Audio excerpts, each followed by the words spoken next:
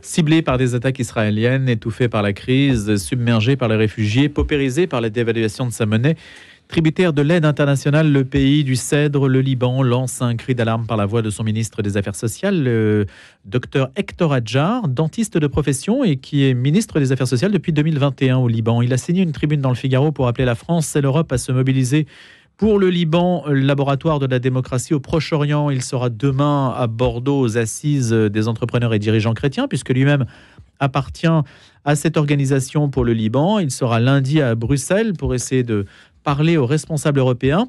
D'ici là, donc, il essaie de rencontrer en France et de médiatiser sa présence autour de priorités sociales. Bonjour Hector Adjar. Bonjour.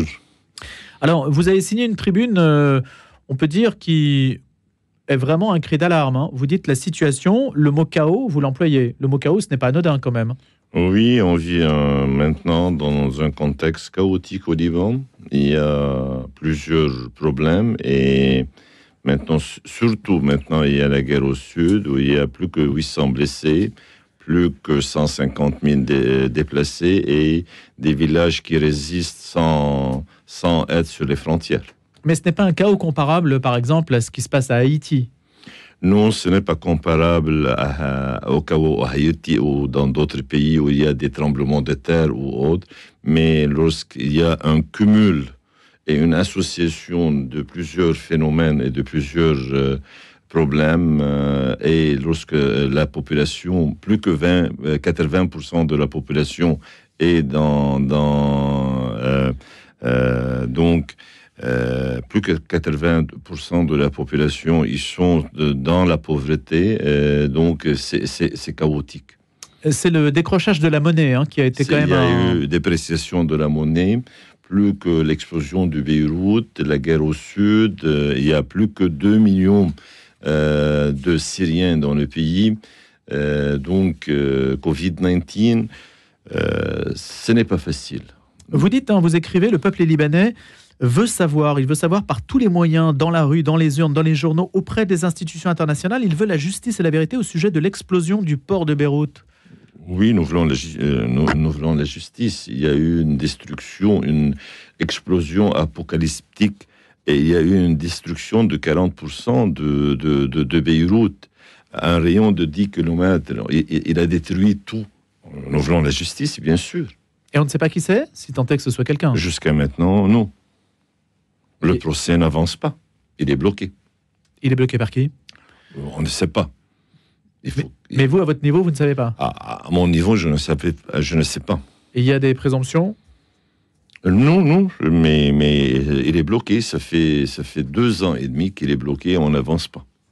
Et pas de réponse. Et vous supposez que ce n'est pas un accident ? En attendant les résultats. Il faut attendre les résultats du procès. En tout cas, ça pèse beaucoup sur la psychologie des Libanais, et des Beyrouthais en particulier. Le fait de ne pas avoir d'explication. Oui. Dites-nous, docteur Adjar, ce que vous demandez aujourd'hui aux pays européens. De comprendre le contexte libanais, de comprendre que le Liban ne peut plus supporter ce grand nombre des Syriens qui sont sur leur terrain, sur son terrain. Lorsqu'on parle de 2 millions, ils ne sont pas des réfugiés. La plupart sont des personnes qui sont venues pour un besoin économique ou pour aller à travers le Liban de façon illégale en Europe. Donc, il faut comprendre cette réalité et nous aider à trouver des solutions, à appliquer la loi au Liban, et nous aider à trouver des solutions pour ces personnes syriennes qui sont plus que 35% de la population libanaise et ils sont en concurrence dans tous les secteurs avec les Libanais. Les Libanais quittent le Liban, les jeunes Libanais quittent le Liban et ils sont remplacés par les Syriens. Alors, en fait, docteur Adjar, si on essaie de distinguer les situations, vous avez les réfugiés qui sont dans des camps et qui, eux, ont de l'aide internationale. Les Syriens existent partout dans le pays. Il y a des camps, mais en plus, ils sont dans 1050 municipalités, c'est-à-dire dans plus que 98% des municipalités du pays. Il existe partout, les Syriens sont partout. Et moi, lorsque je parle des Syriens, je dis ce sont les Syriens, c'est-à-dire il y a les réfugiés et il y a les non-réfugiés. Ce sont les personnes qui vivent au Liban et qui montent en Syrie et qui reviennent. Et ma question, c'est combien parmi ces 2 millions de Syriens, combien sont dans des camps de réfugiés et ont le statut de réfugiés? Pour les UNHCR, les réfugiés de l'ONU, oui, les réfugiés d'ONU, pour eux, tous ce sont des réfugiés. Mais pour nous, on a 800 000 qui sont des réfugiés. Dans la réalité, durant la guerre, entre 2011 et 2015, au maximum, ils sont 800 000 réfugiés qui sont venus durant la guerre, et les autres, ils sont venus après la guerre. Et vous dites à savoir une chose, que la guerre, elle est pas de guerre en Syrie. Il n'y a pas la guerre en Syrie, et la plupart montent et reviennent.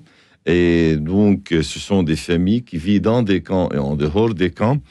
Ils sont soutenus par les UNHCR. Et le soutien, il est au niveau de cash assistance, il est dans l'éducation, pour l'hospitalisation. Et en contrepartie, les Libanais passent par des moments difficiles. Il n'y a pas un soutien pour l'éducation, il n'y a pas un soutien pour l'hospitalisation. Et de même, les programmes de cash assistance, il est réduit. Et donc de l'aide par le biais de l'argent liquide, c'est ça, hein? Oui, bien. On donne de l'argent aux gens pour qu'ils puissent un peu survivre. Survivre, tout simplement. Ce que vous dites en fait, Hector Hadjar, c'est que les Libanais sont dans une situation moins favorable que celle des réfugiés qui profitent de l'aide internationale. Même les Libanais qui travaillent dans le secteur public, ils sont dans des conditions moins favorables que les personnes qui reçoivent l'aide dans les camps de réfugiés. Qu'est-ce qui empêche le Liban de fermer sa frontière ? La pression internationale. Et vous préconisez de le faire ? S'il y a vraiment un aide et un consensus international, on peut le faire. Si on le fait seul, il y a une très grande pression de la part de la communauté internationale. À chaque fois qu'on agit, on agit à appliquer la loi dans les pays. Il y a une grande pression de la part de la communauté internationale. Mais qu'est-ce qui empêche le Liban de dire, voilà, j'ai un problème de réfugiés, il y en a trop chez moi, 35% de la population, on va les reconduire à la frontière, on va les refaire passer en Syrie, puis on va fermer la frontière. Déjà dit à plusieurs reprises, et pas d'écoute. Vous l'avez dit à qui ? Moi, à Bruxelles. J'ai lancé à Bruxelles, ça fait 2 ans. Et la réponse était, il faut attendre la solution politique. Et j'ai répondu on a attendu la solution politique pour le revenu des réfugiés palestiniens au Liban. Ça fait 70 ans qu'on attend et on a abouti à rien. Maintenant, il ne faut pas attendre 100 ans pour la solution politique. Et si la communauté internationale veut la communauté internationale veut que la solution politique, elle peut amener les Syriens chez eux. Puis après, on attend et lorsque la solution se réalise, ils peuvent revenir. Mais on ne peut pas mettre les Syriens au Liban en attendant la solution politique. Et Dr Hadjar, il n'y a pas de président au Liban en ce moment. Maintenant, le poste de président, il est vacant, ça fait 15 mois. Qu'est-ce que ça pose comme problème ? Ça pose beaucoup de problèmes. Il faut vraiment qu'on fait l'élection de président. Et maintenant, le pays il est gouverné par un gouvernement qui est en démission. Et donc, le système ne marche pas très bien. Alors, comment faites-vous, vous-même, qui êtes ministre des Affaires sociales, pour ne serait-ce que mener la moindre politique sociale dans votre pays? Comment faites-vous? Vous avez accès à des politiques publiques? Vous avez une marge de manœuvre? Oui, on a une marge de manœuvre et donc on a un budget, on a un petit budget et nous sommes en train de travailler selon le possible Mais en même temps, nous sommes en train de tisser des liens, des partenariats avec les pays et les organisations internationales pour transformer l'urgence, pour répondre à l'urgence d'une vision stratégique et durable. Alors je précise, vous êtes aussi fondateur de l'association Message de paix qui vise à intégrer les personnes, d'après ce que j'ai compris, affectées de troubles mentaux sur le marché du travail. Ça, c'est l'une de vos missions aussi. C'est l'une de mes missions. Ça fait 40 ans que je suis militant dans le social au Liban. Et je suis fondateur de plusieurs associations. Une de ces associations est Message de paix, un membre fondateur de EDC Liban, entrepreneur et dirigeant chrétien Liban. Et donc, dans le temps et maintenant, j'agis dans le pays en tant que militant social. Et j'utilise le mot militant. Vraiment, ça fait 40 ans que je circule et je lutte pour les droits des personnes handicapées et les droits des citoyens libanais. Et aujourd'hui, la situation des personnes handicapées est, j'imagine, plus que délicate? Elle est plus que délicate. Et on a lancé plusieurs programmes pour le support de ces personnes. Mais les conditions sont délicates pour les personnes et pour les associations. Que pensez-vous obtenir à Bruxelles, où vous allez lundi? C'est une visite un peu de... Je serai à Bruxelles pour rencontrer les responsables européens et pour comprendre un peu leur avis face au problème des réfugiés et notre attitude. C'est-à-dire que l'Europe a la stratégie. Aujourd'hui, on sait qu'il y a 3 millions de réfugiés en Turquie aussi. Oui. Donc il y a une sorte d'encerclement de l'Europe. J'exagère peut-être un petit peu avec le mot encerclement, mais il y a des réfugiés en Libye, au Liban, en Turquie, qui viennent d'ailleurs Il y a partout des réfugiés d'origines différentes, de pays tout à fait différents. D'origines différentes. Et justement, je voulais vous poser la question, si dans les camps au Liban, il n'y avait que des Syriens ou des personnes qui venaient d'autres destinations, d'Afghanistan par exemple? Non, au Liban, déjà, on a reçu en 1948 les Palestiniens. Oui, mais ils sont là depuis longtemps. 000 Et vous les comptez dans les réfugiés? Oui, ce sont des réfugiés. Et on a reçu les Irakiens dans le temps. Oui. Mais ils étaient passagers. Donc, ils venaient au Liban. Puis, à partir du Liban, ils ont quitté vers l'Europe. Et maintenant, on n'a plus que 2 millions des réfugiés syriens.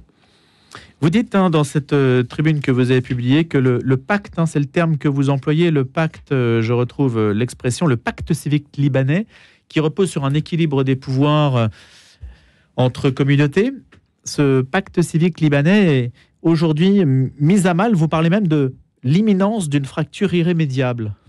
Oui, ça veut dire? Oui, si. Tu sais que maintenant, le taux de naissance...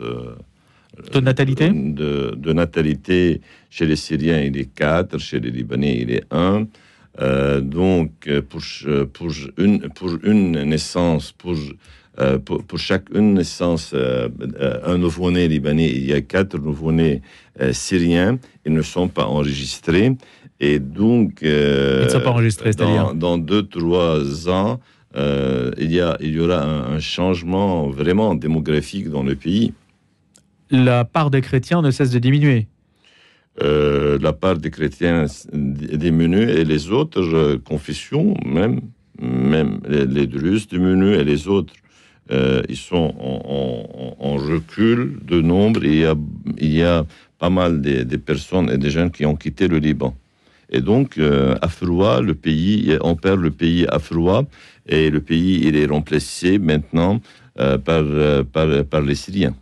Donc, pression démographique des réfugiés et la problématique de l'expatriation des chrétiens qui partent aux États-Unis, en particulier au Canada. Et maintenant, on a la crise identitaire. Tu perds votre pays. Tu perds le Liban message. Le message que représente le Liban en soi. Oui, c'est le pays démocratique, le seul pays démocratique dans la région. Et c'est un pays où les gens vivent ensemble. Il y a un message comment vivre ensemble, comment partager le pouvoir. Et c'est un modèle. Si on le perd, je pense que ça répercute négativement sur tous les pays de Méditerranée. La crise que vous connaissez, que le Liban connaît, Hector Hadjar, a-t-elle renforcé la solidarité entre les Libanais en dépit des appartenances communautaires différentes? Est-ce que ceux qui se sentent libanais sont plus solidaires entre eux depuis que cette crise a pris une tournure gravissime? Dès le début de la crise, ou l'accueil des réfugiés, nous étions divisés sur ce sujet. Maintenant, entre qui et qui? Entre les Libanais. Il y avait chacun a un avis face au problème des réfugiés et l'accueil des réfugiés. Maintenant, nous sommes solidaires. Nous sommes un face à ce problème.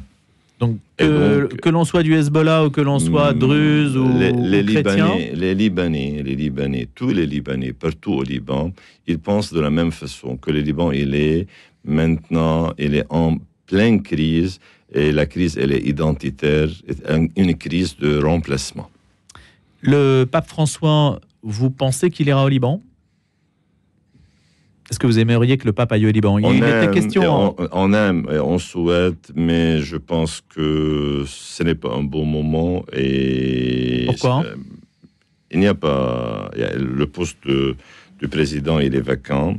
Et en plus, il y a la guerre au sud et la santé du pape. Hector Hadjar, il y a un autre conflit juste en dessous. C'est bien sûr la situation à Gaza. Est-ce que... Alors, il ne s'agit pas de faire la concurrence des misères et des chaos, mais le Liban est-il, à sa manière, victime d'un chaos plus grand, qui est celui se déroule en ce moment même à Gaza? J'entends victime par répercussion, c'est-à-dire on s'occupe davantage, même médiatiquement parlant, on parle davantage de ce qui se passe dans la bande de Gaza, peut-être. Ce qui se passe à Gaza, il est plus grave de ce qui se passe au Liban. OK ? Il y a une destruction totale, plus que 80% de Gaza elle est détruite. Il y a des centaines et des milliers d'enfants qui sont enterrés sous les bâtiments. Il y a donc toute Gaza elle est déracinée vers Rafah. Mais à savoir que le Liban, il reçoit une part de cette guerre. Maintenant, tout le sud, il est bloqué. Pas de travail, pas d'école. Et les Libanais, ils sont déplacés de leur village vers d'autres villes et vers Beyrouth. Et les personnes qui vivent sur la frontière, ce sont des personnes qui vivent dans leur maison et ne peuvent pas circuler. Donc le Liban, jusqu'à maintenant, il supporte. Il ne supporte pas comme Gaza, mais il supporte. Il y a eu 800 blessés, plus que 325 personnes qui sont mortes. Il y a des enfants qui sont déjà tués dû au bombardement. Il y a plus que 500 hectares brûlés par le phosphore.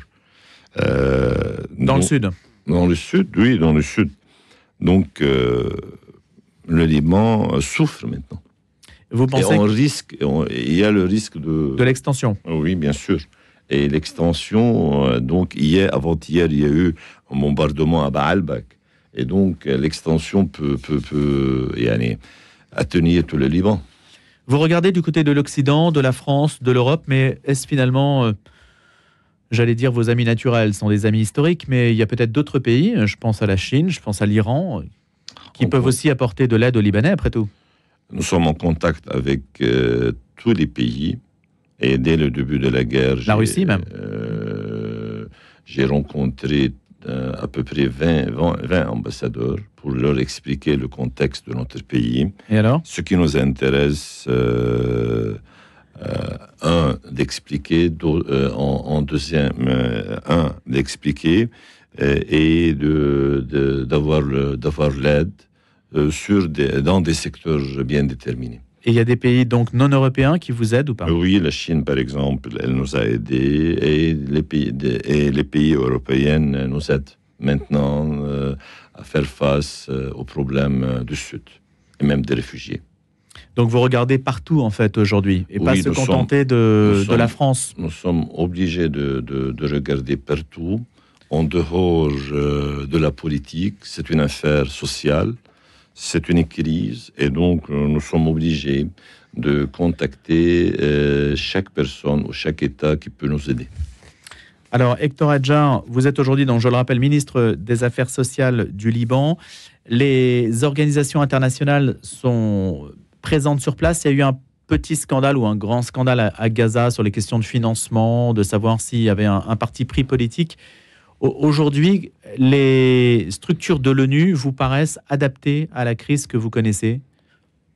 Concernant le problème de Gaza et le problème avec UNRWA, qui prend en charge les Palestiniens, ce problème, s'il y a une réduction du financement à UNRWA ou arrêt de financement, ça répercute négativement sur nous. Il y a 400 000 Palestiniens au Liban, 250 000 qui reçoivent de l'aide financière. Il y a plus que de 40 écoles. Il y a plus que 600 patients qui sont dans le cancer, qui se traitent. Donc, si UNRWA arrête l'aide, donc ce sera une très grande crise et instabilité sociale dans les camps des Palestiniens. Le Liban ne peut pas aider, même si on veut, on n'a pas les moyens. Et cette instabilité, elle va se répercuter dans à des problèmes et des conflits entre Libanais, entre Syriens, entre Palestiniens, Libanais, Syriens. Ma dernière question, Hector Hadjar, est-ce que la diaspora libanaise, elle est fort présente en France, mais pas seulement, se mobilise-t-elle? Y a-t-il des figures aujourd'hui qui essaient de peser? La résistance du Liban, maintenant, la résistance du Liban est due à la diaspora. Chaque famille au Liban reçoit de ses parents, de ses enfants dans la diaspora en France et en dehors de France, dans tous les pays du monde, un support. Et ce support de ces familles ou même des villages aide le Liban à résister, à continuer. Donc ça, c'est essentiel. C'est ce qui aujourd'hui peut-être maintient aussi l'espoir. C'est la présence à l'international. Sans la diaspora, on a un très grand problème. Donc vous êtes un petit peu piégé par le fait que vous ne souhaitez pas que les chrétiens s'en aillent du Liban, mais en s'en allant, ils peuvent aller chercher de l'argent aussi pour continuer à faire vivre la famille. C'est aussi ça la question. Dans l'histoire, les Libanais quittent. Dans l'histoire, Libanais, tous les Libanais, ils sont au Brésil, ils sont en Amérique, au Canada. Ils reviennent aussi. Ils quittent et reviennent. Merci Hector Hadjar. Je suis désolé, on est obligé de se quitter. Merci beaucoup d'être venu nous expliquer la situation du Liban. Je rappelle que vous êtes ministre des Affaires sociales du Liban, de passage donc à Paris et en Europe plus précisément. Merci beaucoup et bonne journée. Merci.